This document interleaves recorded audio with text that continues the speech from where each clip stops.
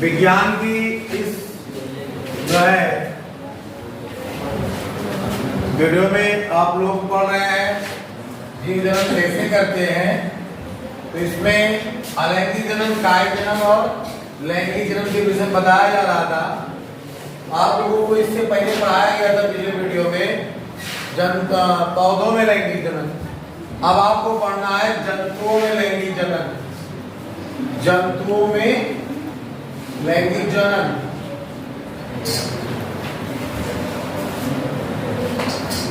Sexual reproduction in animal.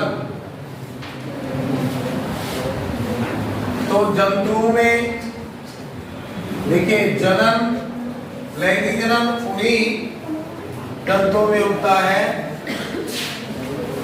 या तो जंतु द्विलिंगी हो या फिर एक लिंगी। ठीक, तो द्वि अर्थात लैंगिक जन्म के आधार पर इसको हम ऐसा भी कह सकते हैं द्विलिंगी जंतु और एक लिंगी जंतु। तो पहले हम इसको समझते हैं एक लिंगी जंतु क्या है। एक लिंगी जंतु तो हमारे पर्यावरण में, वातावरण में बहुत सारे जंतु ऐसे पाए जाते हैं, अधिकतर जंतु जिनमें लैंगिक द्विरूपता पाई जाती है। लैंगिक द्विरूपता अर्थात नर जनन अंग एक प्राणी में तथा मादा जनन अंग दूसरे प्राणी में, अलग अलग दोनों होते हैं। तो ऐसे जंतु जिनमें दोनों लिंग में से, क्योंकि आप लोग जानते हो लैंगिक जन्म के अंतर्गत दो लिंग का होना आवश्यक है, नर लिंग और मादा लिंग। जैसे वहां आप लोगों ने पढ़ा था, इसको जीव विज्ञान का कहते थे, विज्ञान ही कहेंगे भाई। आए जीव विज्ञान दे दिया था, विज्ञान है विषय आपका। तो नरलिंग और मादा लिंग, तो आपने कुछ भी पढ़ा था नरलिंग पुंकेसर है और मादा लिंग क्या था। तो इसी प्रकार से आप जंतुओं में पढ़ेंगे नरलिंग। नरलिंग अगर हम बात करें मानव की, सीधे आते हैं बात पे, मानव की बात करें तो मानव में नरलिंग होता है वृषण। क्या होता है? वृषण।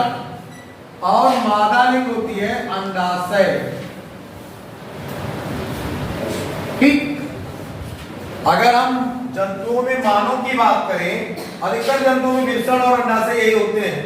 नरलिंग वृषण होता है और मादा लिंग क्या होती है? अंडाशय।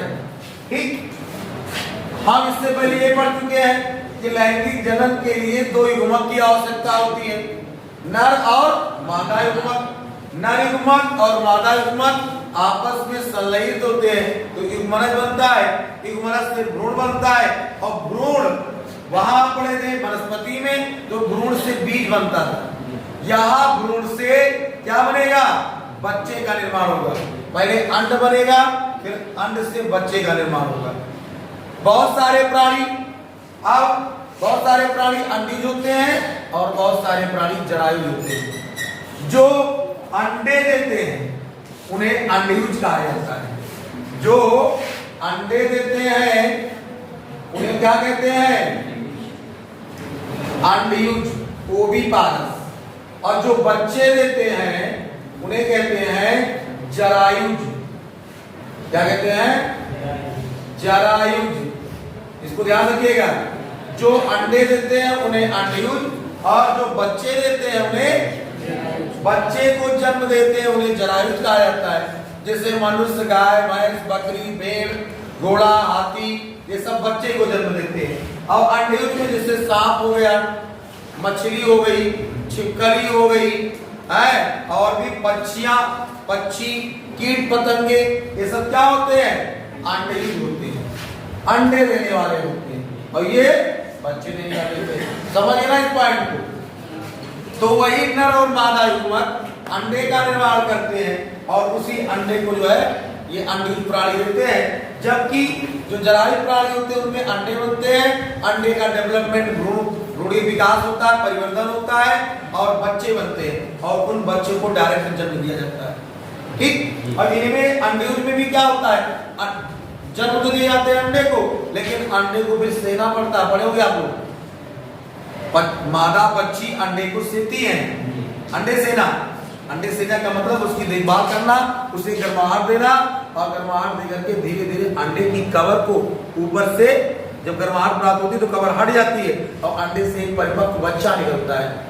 वही बच्चा आगे चल करके क्या बनता है, पक्षी बनता है। ठीक, समझ गए ना। तो एक लिंगी जंतु और द्विलिंगी। एक लिंगी जंतु किसे कहते हैं, जिनमें नर और मादा अलग अलग होते हैं। नरलिंग एक जंतु में, मादा लिंग दूसरे जंतु में, तब उसे कहते हैं एक लिंगी। ठीक। द्विलिंगी में ऐसे भी प्राणी आपके तरफ या चारों तरफ पाए जाते हैं जो द्विलिंगी होते हैं। एक ही प्राणी के अंदर दोनों लिंग, नरलिंग वृषण भी और मादा लिंग अंडाशय दोनों पाया जाता है।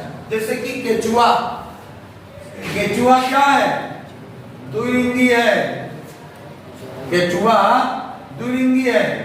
ठीक। जोंक है, जोंक बोलते हैं, जोंक ये द्विलिंगी है। ठीक। ऐसे और भी प्राणी है, तो मान के चलो कार्डेटा संघ में नहीं, रीडा संघ में आते हैं। इसके अलावा प्लेटियल में द्वीप में आता है यकृत, क्रेम, ये द्विलिंगी होते हैं। ठीक। तो बहुत सारे प्राणी ऐसे भी हैं जो द्विलिंगी होते हैं, अर्थात उनमें एक ही प्राणी के अंदर नर और मादा दोनों लिंग पाए जाते हैं। केचुआ जो यकृत, क्रेम, और एक लिंगी जंतु में आपका हो गया मनुष्य, गाय, शेर, भैंस, बकरी, चीता, सर्प, पक्षियां, जितने पक्षी हैं अधिकतर पक्षी क्या होते हैं, एक लिंगी। आप देखो कुछ जीवों में लैंगिक द्विरूपता नहीं दिखाई पड़ती है और कुछ जीवों में लैंगिक द्विरूपता दिखाई पड़ती है। अलग अलग नर और मादा अलग अलग दिखाई पड़ते हैं, नर और मादा अलग अलग। जैसे मनुष्य में ही देख लो, नर को देख करके आप जान जाओगे कि ये आदमी है और ये स्त्रियां हैं। ऐसी बाह्य संरचनाएं होती हैं शरीर में, कुछ ऐसे संरचनाएं होती हैं जिसे आप देख करके पहचान सकते हो कि स्त्री है और ये मादा है। समझ गए ना। तो नर और मादा की पहचान की जा सकती है। और कुछ चीजें ऐसी होती हैं जिनमें नर और मादा की पहचान उनकी फिर ऑर्गन्स को ढूंढने के बाद ही की जा सकती है। जैसे आप लोग मेढक देखते हो, मेढक जल्दी से पहचान में नहीं आता कौन नर है कौन मादा है। छिपकली देखते हो, नहीं पहचान में आता कौन नर है कौन मादा है। ठीक है ना। तो इस प्रकार से तो कुछ जंतुओं में लैंगिक द्विरूपता दिखाई पड़ती है। उस आधार में हम क्या कह सकते हैं कि नर और मादा अलग अलग होते हैं। तो समझिए आप लोग, तो जंतुओं में जो लैंगिक जनन होता है उसके लिए जो नरलिंग है वो वृषण है, मादा लिंग जो है अंडाशय है। ठीक। अब हम आते हैं अपने पॉइंट पे। आपका अगला पॉइंट है मानव में लैंगिक जनन। जंतुओं में लैंगिक जनन के अंतर्गत मानव में लैंगिक जनन, इसमें मनुष्य में या मानव में लैंगिक जनन पढ़ेंगे हम, तो इसको ध्यान से समझिए। मानव में लैंगिक जनन, तो मानव में लैंगिक जनन के लिए हमने बताया कि मानव में लैंगिक द्विरूपता पाई जाती है। मानव में लैंगिक द्विरूपता पाई जाती है। लैंगिक द्विरूपता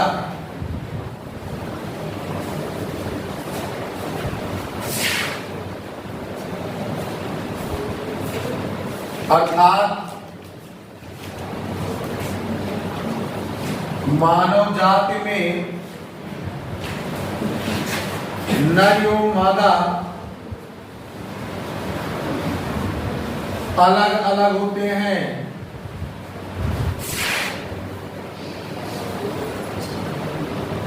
जैसे क्या कह पाएंगे हम, जैसे पुरुष एवं स्त्री। नोट कर लो इसको। पुरुष एवं स्त्री ये दोनों अलग अलग दिखाई पड़ते हैं। इसी चीज को हम कहते हैं लैंगिक विरूपता। इसमें ऐसे ऐसे द्वितीयक लक्षण एवं प्राथमिक लक्षण होते हैं जिसके आधार पर हम इनको अलग अलग पहचान सकते हैं, ठीक है ना। तो पुरुष को हम नर कहते हैं या मेल कह सकते हैं। क्या कह सकते हैं? मेल में जो प्राथमिक जनन अंग होता है, लैंगिक जनन के लिए जो प्राथमिक जनन अंग है, प्राथमिक जनन अंग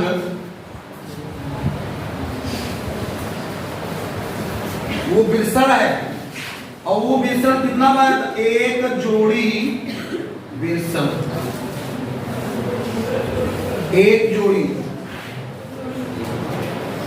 एक जोड़ी विषण होता है। मानव में अर्थात पुरुष में प्राथमिक जननांग एक जोड़ी विषण होता है, जो विषण कोष में थैलीनुमा विषण कोष में बंद रहता है। ठीक, इसे शरीर के बाहर रखा गया है। इसे विषण को मनुष्य में शरीर के बाहर रखा। कुछ जंतु ऐसे हैं जिनमें विषण शरीर के अंदर ही होता है, लेकिन मनुष्य में ये शरीर के बाहर रखे गए हैं। भ्रूणावस्था में शरीर के अंदर ही होते हैं। जन्म से पहले, जन्म के कुछ पहले ये विषण शरीर के बाहर आ जाते हैं।